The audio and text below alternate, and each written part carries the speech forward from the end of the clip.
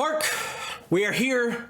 It is time for yet another Star Wars Unlimited video. Today, we've got some previews, we've got some stuff from SPIEL, and I think that's it. I don't know how much information is going to be given out after recording of this specific segment. This is recorded Sunday night. If there's a preview drop for Monday, I'll do that. I do have a couple of previews that are ready to go as of the video recorded. Yeah, I've got 4 of them done, plus the release date. That's the other piece of information we have for Star Wars Unlimited.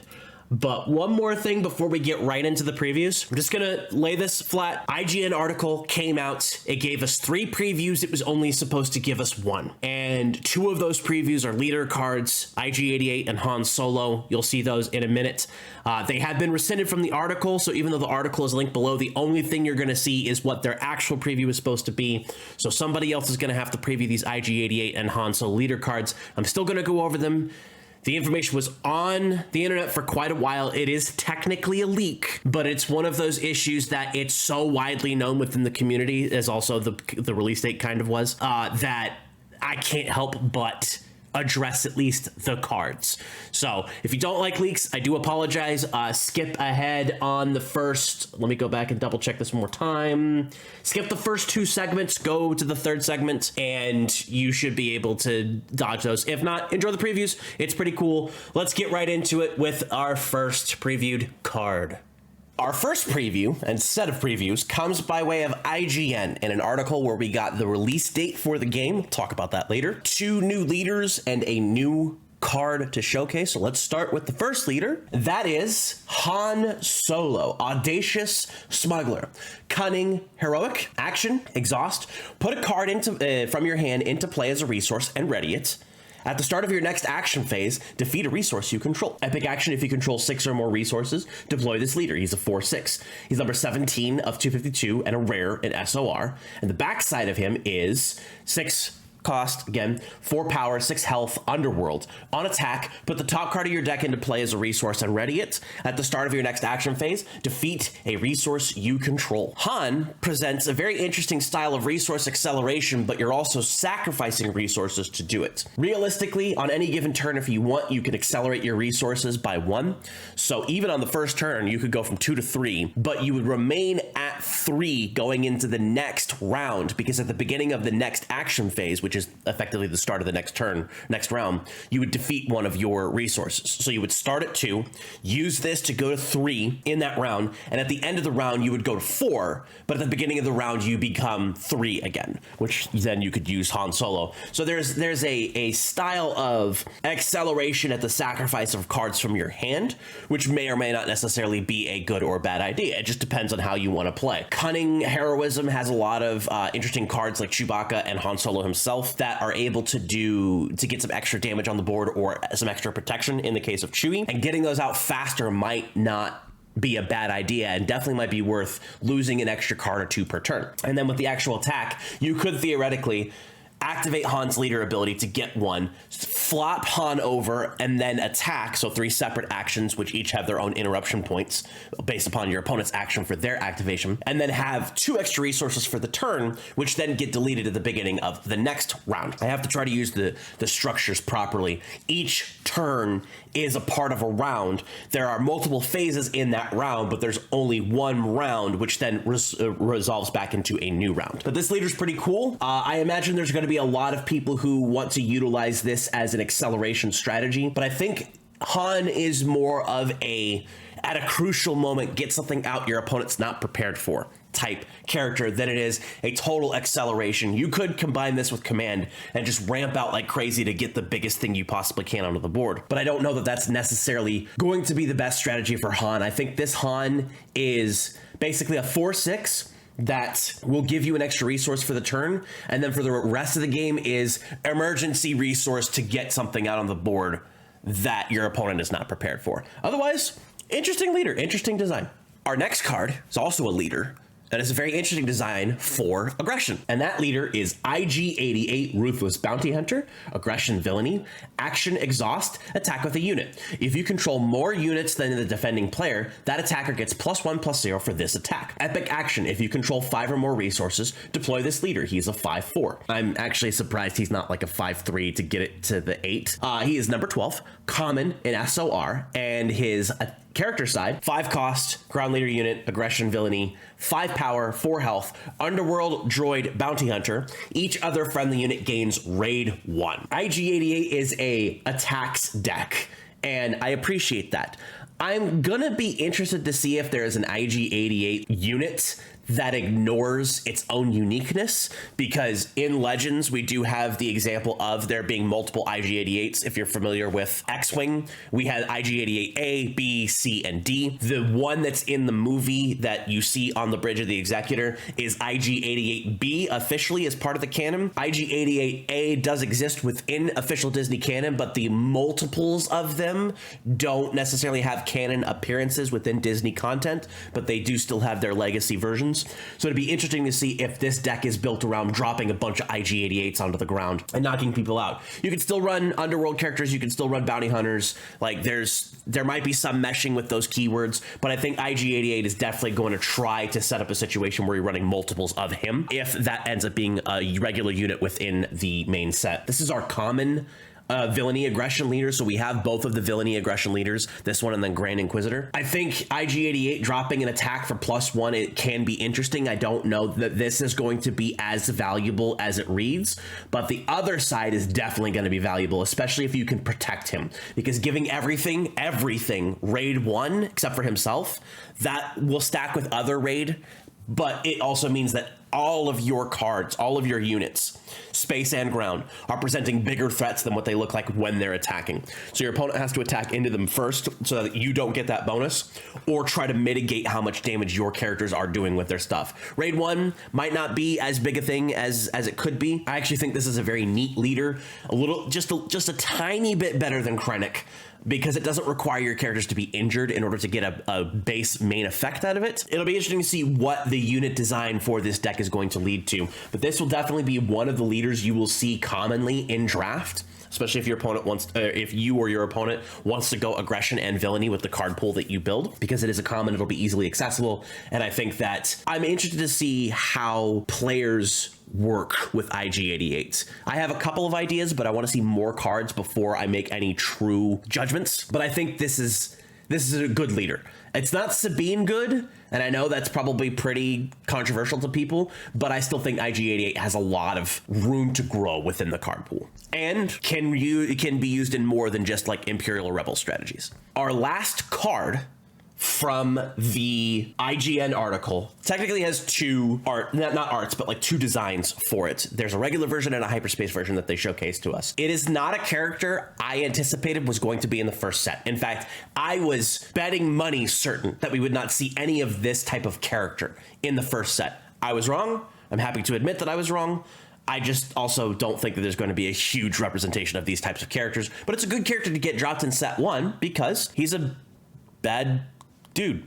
We have Mace Windu, Party Crasher, because this party's over. Ground unit, 7 cost, heroism, aggression, heroism, 5 power, 7 health, Force Jedi Rebel. He has ambush.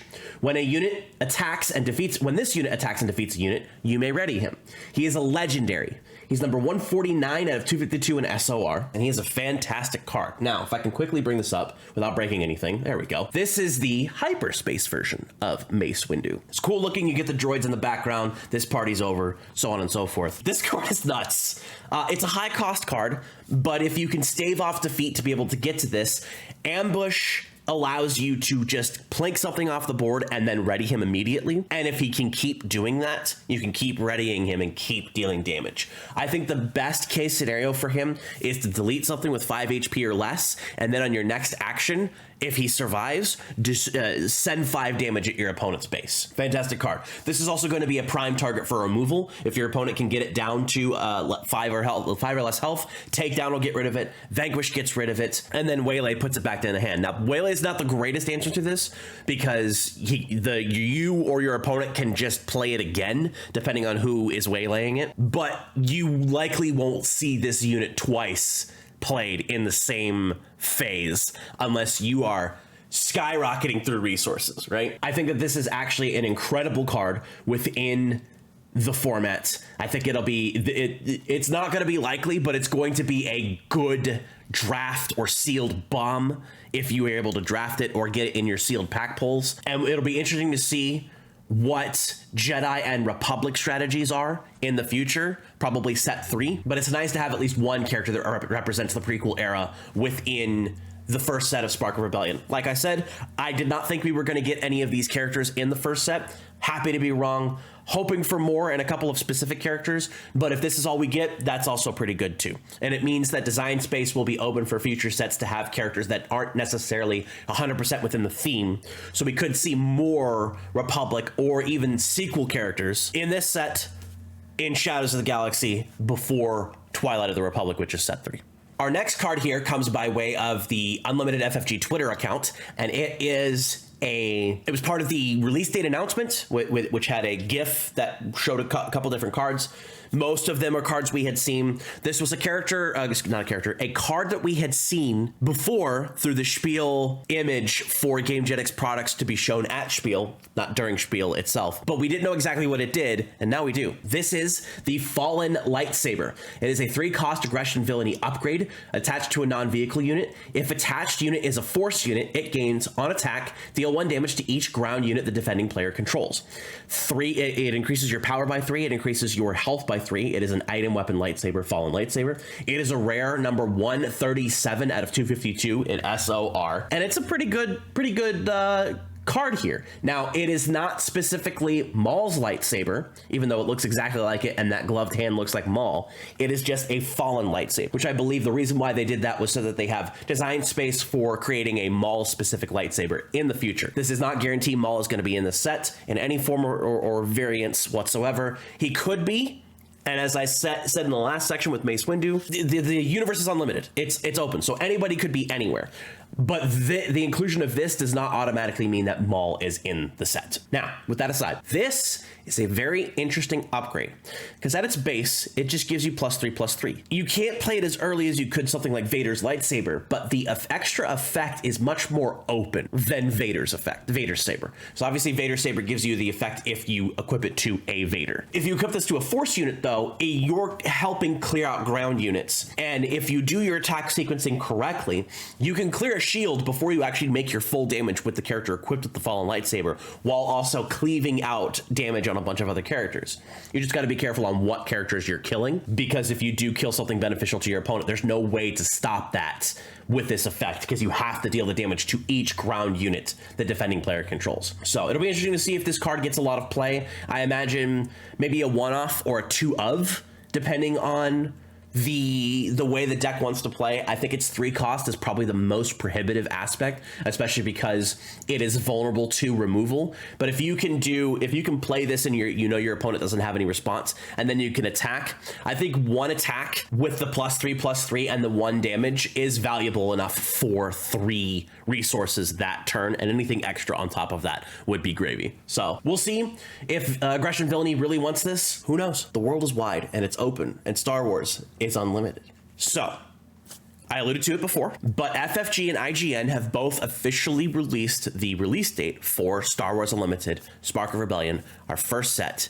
It's a little bit further off than I would prefer it to be, but at the same time, it's nice to know, and it's in line with things we knew before. It gives them enough time to make sure that they know what they're doing. FFG knows what they're doing, but to be prepared for what they need to be doing.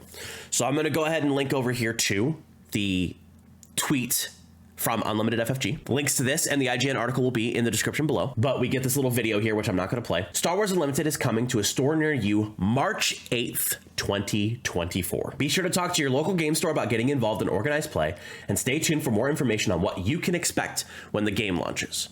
So this release date gives us 2 big pieces of information. 1, March. That's when we're getting the game. March 8th. That's the official release date. It's a Friday. The week before that, starting on March 1st, will be the pre-release events for Spark of Rebellion. So now that we have those two big pieces of information, we can make decisions on what we need to do to be able to be prepared for the game. I'm going to try to squirrel away as much product as I possibly can for when the release date comes up, so that way I have things that I can do on the channel.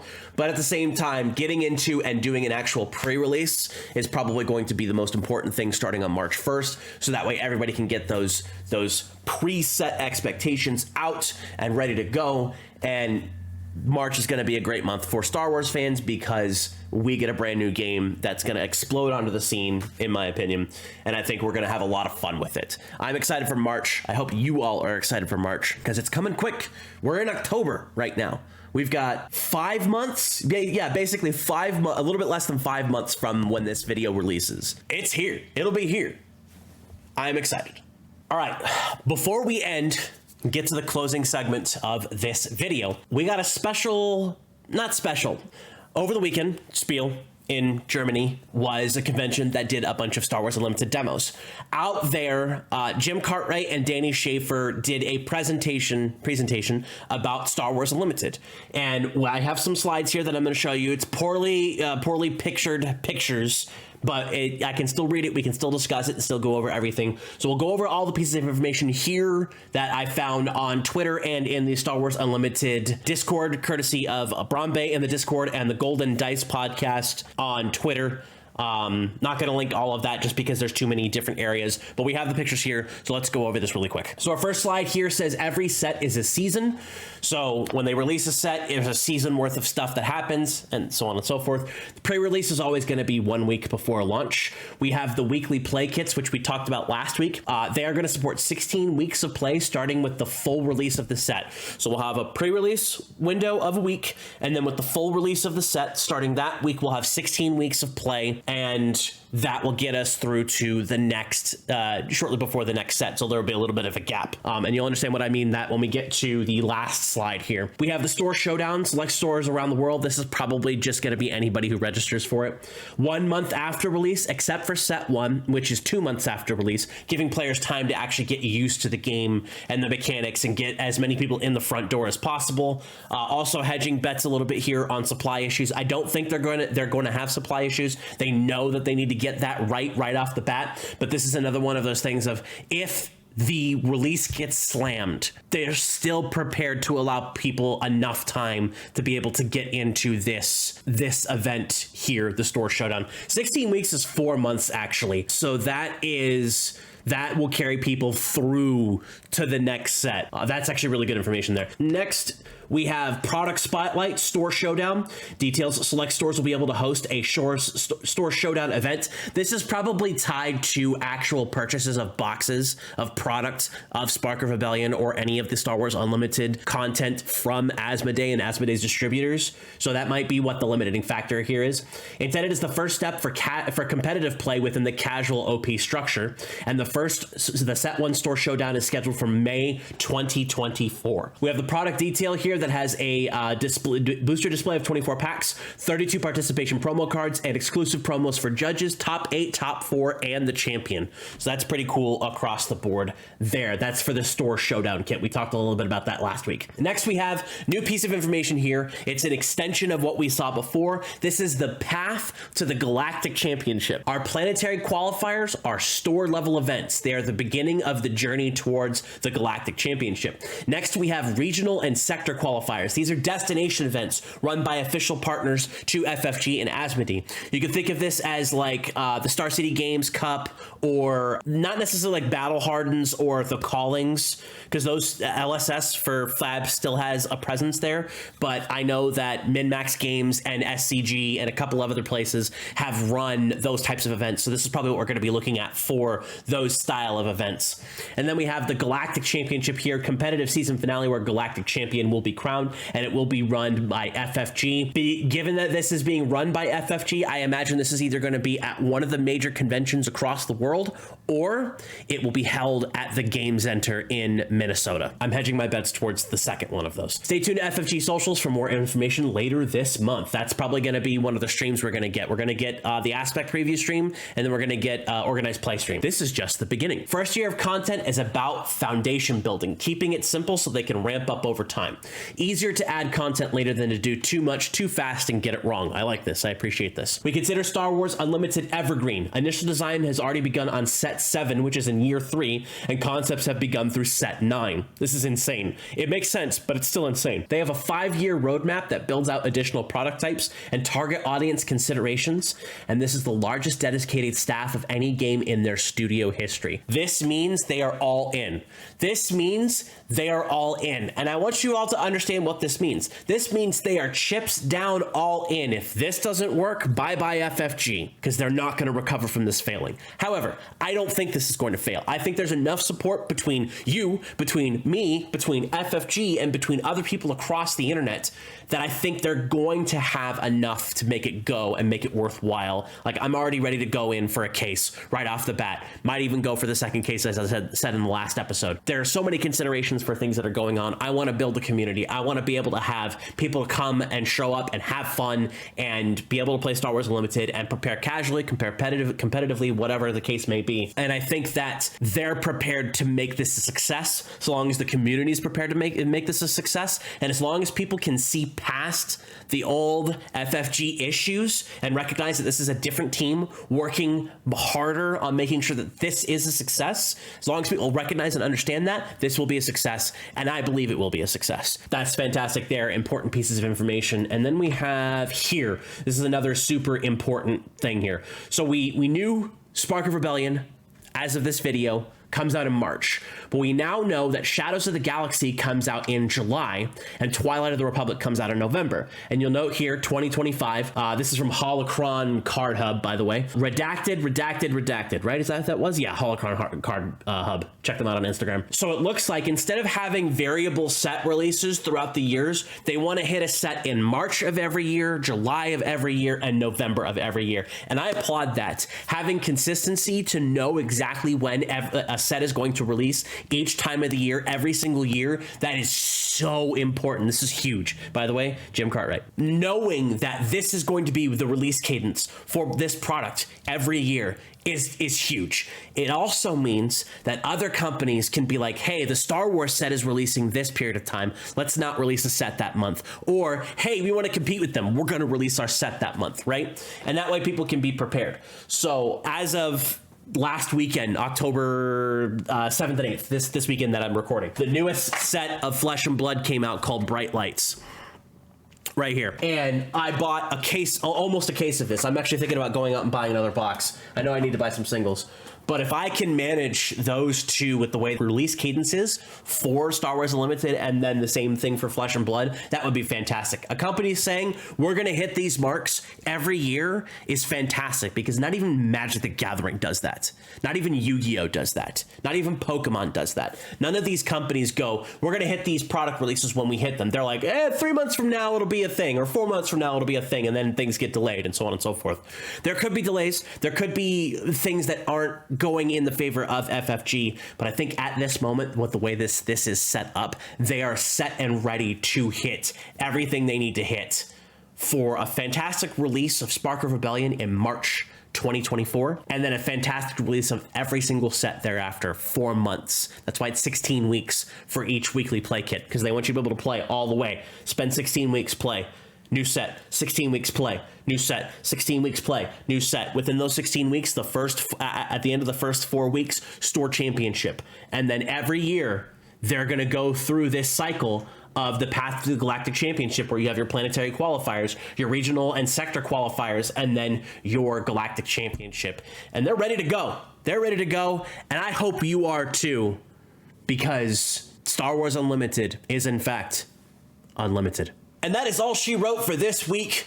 It was an interesting week. We didn't have a whole lot of previews for cards. We technically had a couple of leaks. We had the release date. We had the Spiel presentation. There was a lot of interesting, important bits of information we got, but not too many chunky pieces of information. We do have the aggression aspect preview, which is immediately after this video. So head over to the FFG live stream channel, Fantasy Flight Games 1, I think is what it is, on YouTube. So we can go over that when that happens, and then that'll all be covered next week. week. I'm sure next week will be pretty big in terms of previews, as those aspect preview weeks tend to be. That should be fun. One last thing. SWUDB, say that 5 times fast, now has a Patreon.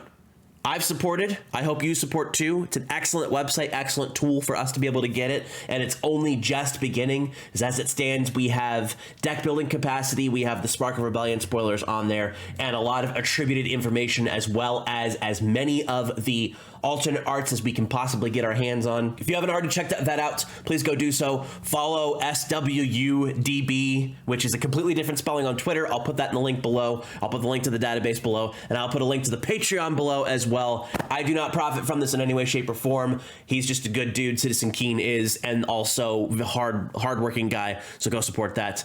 Anyway, that's it. That's all the information we have. Thank you very much for joining me, everybody. I appreciate each and every one of you. Like, comment, subscribe on the video, hit the bell, do all the YouTube things that annoy you but help me. And yeah, we'll see you in the live stream, and we'll see you in the stars.